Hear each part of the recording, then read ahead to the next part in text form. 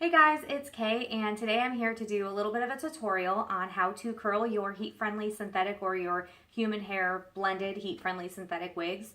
And the reason I wanted to do this was because, as a lot of you know, I buy a lot of wigs off of Etsy.com and, like Sister Wigs and things like that, and they let you leave reviews.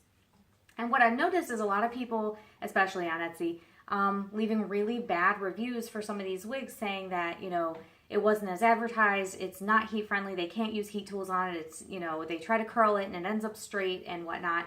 And so I feel like it's an important thing to cover because heat friendly wigs are so popular. And one mistake that I think a lot of people make, and I'll show you here as an example in a minute, but is they think that you can curl it, with a regular curling iron, just like you do your human hair, and that, you curl it, you let the curl go, and then you have a curl. But with your heat-friendly wigs, that's not the case. They actually you have to let the style set in order for it to hold that curl when you use heat tools on it. So it's kind of a little example. I have a wig that I'm actually styling for somebody, my sister, and you can see this side I have not curled yet, and this side I have. So let me show you what the mistake that a lot of people make. Let me find a shorter layer here. Actually, let's go for the side.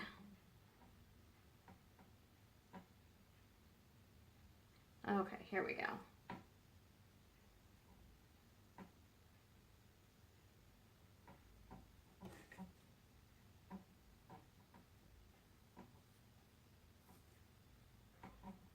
So what a lot of people do is they simply take their curling iron and they wrap up their hair, and you hold it, of course, like you always do, to give it a chance to heat the hair up and give it a little curl. But the mistake that people make is that they hold it here for a few seconds and then they drop it and they say, why don't I have any curl? Well, that is because with synthetic wigs, obviously it's not human hair, and you have to let that curl cool off. And because obviously when you take the hair off the curling iron, it's going to be really hot. And in order for synthetic hair to hold a curl, you have to let it cool off. And then once it cools off, you'll have a curl. So let me show you another example here of how to do it correctly. And this is one reason why I really love heat-friendly synthetics, is because they're so versatile. You can have it straight one day, and then, if you have an event or something that you want to look, a little more dressy, you can curl it. And the next day, if you want to wear it with your jeans and sweatshirt, you can straighten it. And it doesn't hurt anything. So like normal, I'm just going to take my section of hair. And she wanted to keep the curls down towards the bottom, not so much the length of the hair. So I'm just going to kind of do it maybe like halfway up here.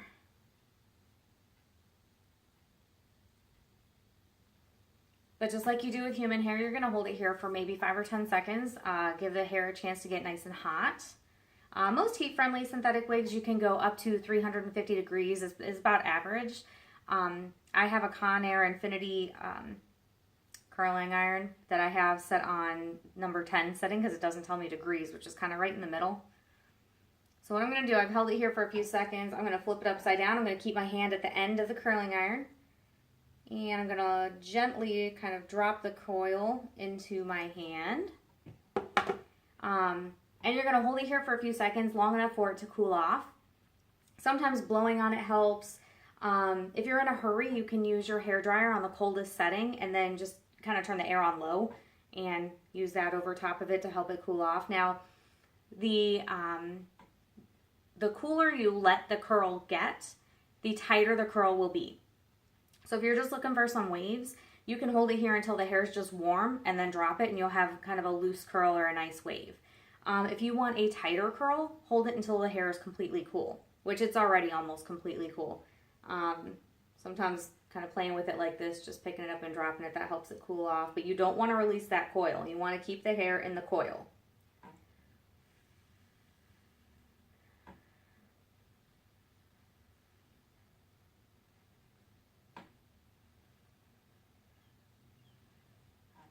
Okay, so it's pretty cool. So I'm going to go ahead and drop it.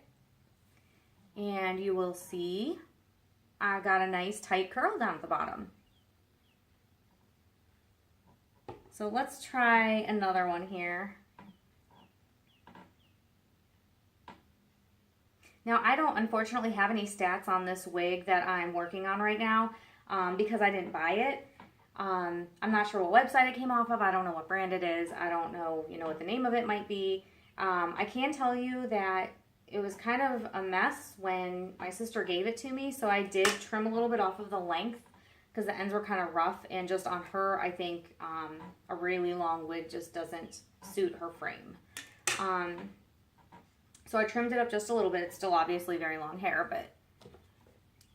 and I did add a little bit of a layer to it as well. So again, I'm going to take the hair, wrap it around.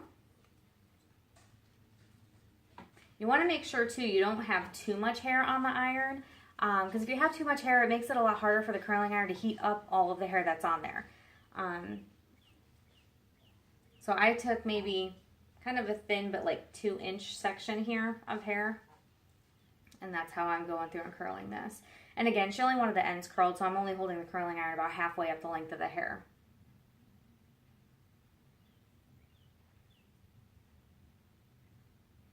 Okay, I'm going to flip it upside down. And I am gently going to release the curl onto my hand.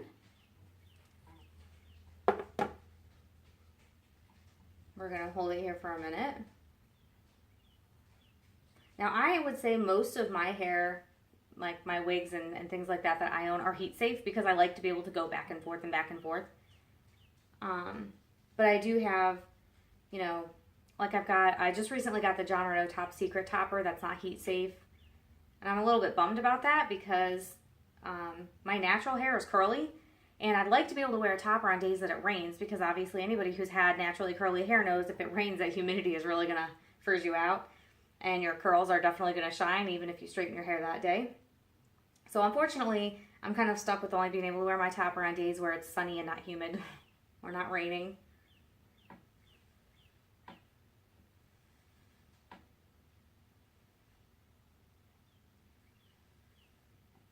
Alright, this is getting pretty cool here, so I'm going to drop it. And again, you will see I've got a nice tight curl. Which this honestly would be perfect. These kind of curls would be perfect for some kind of formal event.